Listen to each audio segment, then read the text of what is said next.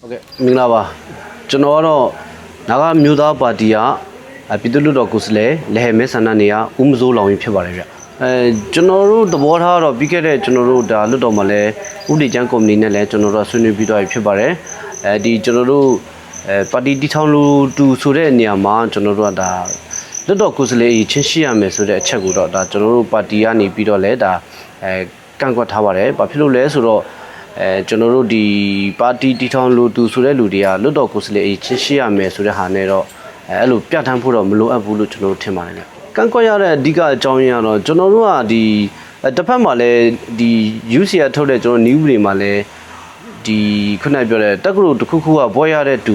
ဖြစ်ရမယ်ဆိုတော့ဟာနဲ့ကျွန်တော်တွားပြီးချိတ်ဆက်နေရပါဗောလေချိတ်ဆက်နေတဲ့အခါမှာနိုင်ငံရေးအရကျွန်တော်အနေနဲ့တော့ဒါခွဲခြားတယ်လို့ကျွန်တော်တော့ခံယူပါတယ်ဘာဖြစ်လို့လဲဆိုတော့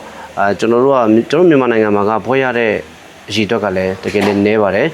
်ဒါပေမဲ့ဘွဲမရပေမဲ့ကျွန်တော်တို့တကယ်လူထုအကျိုးပြုနေတဲ့ခေါင်းဆောင်မှုစွမ်းရည်မြင့်မားတဲ့ခေါင်းဆောင်ကောင်းတွေရဲ့အခွင့်အရေးကိုအဆုံးရှုံးစေတယ်လို့ကျွန်တော်အနေနဲ့တော့ခံစားရပါတယ်ဗျာတိုင်းသားပါတီအတွက်လည်းခက်ခဲတော့ရှိနိုင်ပါတယ်ဒါပေမဲ့တိုင်းသားပါတီတိုင်းကဘွဲမရတာတော့မဟုတ်ပါဘူးတိုင်းသားပါတီတွေမှာဘွဲရတဲ့သူရှိတယ်ဒါပေမဲ့ဘွဲရတိုင်းလည်းနိုင်ငံရေးကိုစိတ်ဝင်စားနေတဲ့ပုံကိုယ်တွေမဟုတ်ပါဘူးတချို့ကကျွန်တော်တို့ဒီအတန်းပညာပေါ့နော်ကျွန်တော်တို့ဒီ book smart နဲ့လက်တွေ့ကကျွန်တော်တို့မြေပြင်ပြဿနာ street smart ကမတူညီကြပါဘူးမတူညီတဲ့အခါမှာဒီကျွန်တော်တို့ဒီနိုင်ငံရေးလုပ်တယ်ဆိုတာကတက္ကသိုလ်တစ်ခုခုကနေပြီးတော့ဒီဘွဲရတယ်ဆိုတဲ့ဘွဲလက်မှတ်နဲ့ကျွန်တော်တို့ကတိုင်းတာလို့မရပါဘူးဗျအားကြောင့်မလို့ကျွန်တော်တို့အနေနဲ့ဒါဘွဲမရပေမဲ့လည်းလူထုကျိုးတကယ်ပြုတ်နေတဲ့ပုံကိုယ်တွေတွေ့တာအခွင့်အရေးဆုံးရှုံးတယ်ဆိုတဲ့ဒါအဓိကအကြောင်းပြချက်နဲ့ကျွန်တော်ကနေပြီးတော့ဒါကန့်ကွက်တာဖြစ်ပါတယ်ဗျကျွန်တော်တို့လက်ရှိမြန်မာနိုင်ငံကဒီပြုပြင်ပြောင်းလဲမှုကိုအများကြီးကြိုးပမ်းနေတဲ့အချိန်တစ်ခုလည်းဖြစ်ပါတယ်တစ်ဖက်မှာလည်းဒီ NSPNC ကနေပြီးတော့ဥဆောင်ပြီးတော့ဒါ EO တွေနဲ့ကျွန်တော်တွေ့ဆုံတာတွေရှိတယ်တွေ့ဆုံပြီးတော့ဒါကျွန်တော်တို့ဒီငင်းချမ်းရေးလမ်းကြောင်းကိုလည်းကျွန်တော်တို့တွားနေကြတဲ့အချိန်လည်းဖြစ်ပါတယ်တစ်ဖက်မှာကျွန်တော်တို့ကနိုင်ငံရေးလုပ်မယ်ဆိုရင်တော့ကျွန်တော်တို့ကတစ်ဖက်ကလည်းဖိတ်ခေါ်ထားတယ်ဘာလဲဆိုတော့နိုင်ငံရေးလုပ်မယ်ဆိုရင်တရားဝင်မှတ်ပုံတင်ထောင်ပြီးတော့ဒါပါတီနိုင်ငံရေးလုပ်လို့ရပါတယ်လို့တစ်ဖက်မှာလည်းဖိတ်ခေါ်နေတယ်တစ်ဖက်မှာကျတော့လည်းခုနပြောတဲ့ဒါအရေးချင်းနေနဲ့ကန့်သက်ထားတယ်ဆိုရင်တော့ဒါကျွန်တော်တို့နိုင်ငံရေးရမြင်မယ်ဆိုရင်လည်းဒီကိစ္စကတော့ကျွန်တော်အနေနဲ့ဒါမဖြစ်တင်မှုပေါ့လေတစ်ဖက်ကိုနိုင်ငံရေးလုပ်ချင်တဲ့သားနဲ့ဒီလူကန့်သက်ချက်တွေတအားများနေတဲ့အတွက်တလွဲနိုင်ငံရေးကိုလှုပ်သွားနိုင်တဲ့အချက်တွေလည်းအများကြီးရှိတယ်ကျွန်တော်နေသုံးသပ်မိပါတယ်ဗျတချို့ဒီ EO တွေလည်းနိုင်ငံရေးကိုဆက်လုပ်ချင်တာရှိရလေနိုင်ငံရေးကိုလှုပ်ပြီးတော့ကျွန်တော်ဒီပြောင်းစုမြန်မာနိုင်ငံတော်အတွင်းမှာဒါပြည်ပြောင်းလဲများစွာကိုပါဝင်ပြီးလှုပ်ရှားချင်တဲ့ဒါနိုင်ငံရေးသမားတွေရှိတယ်အဲ့မှာသူတို့ကကန့်သက်လိုက်တယ်ဆိုတာကကျွန်တော်ဒီCC နဲ့ဘိုး CC နဲ့ဘိုးနိုင်က15ဦးကစလွတ်တော်ကိုယ်စားလှယ်အချင်းရှိတဲ့သူဖြစ်ရမယ်ဆိုရင်တော့ပါတီတီထောင်တဲ့နေရာမှာအဲ့ဒီ15ဦးကပါတီထောင်တိုင်းလဲကျွန်တော်တို့ကဘယ်လိုပြောမလဲကုစလေဝင်ရောက်ရှင်ပြိုင်မှာမဟုတ်ဘူးလေပါတီရဲ့မူဝါဒတွေ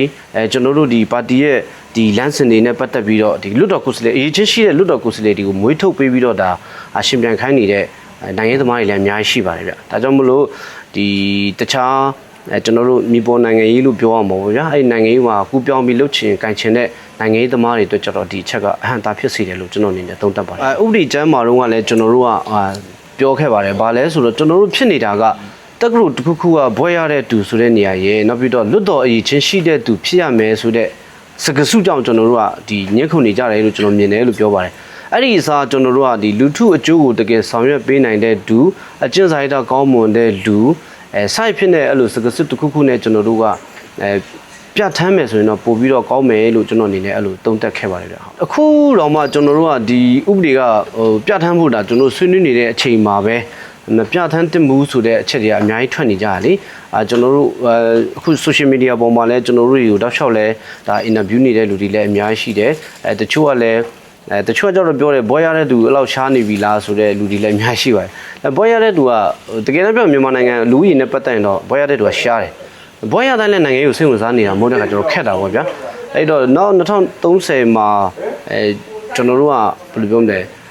ဒီနိုင်ငံရေးဆိုတာလည်းတဖြည်းဖြည်းနဲ့ကျွန်တော်တို့ဒီ system ကိုတော့ upgrade တော့လုပ်အောင်ပါဗောလေဒါပေမဲ့ကျွန်တော်အနေနဲ့တော့ဒီပြဋ္ဌာန်းချက်တွေကလောလောဆယ်ပြုပြင်ပြောင်းလဲကဏ္ဍလုပ်နေတဲ့အချိန်မှာတော့စောသေးတယ်လို့ကျွန်တော်ကတော့ဒါပြောချင်ပါတယ်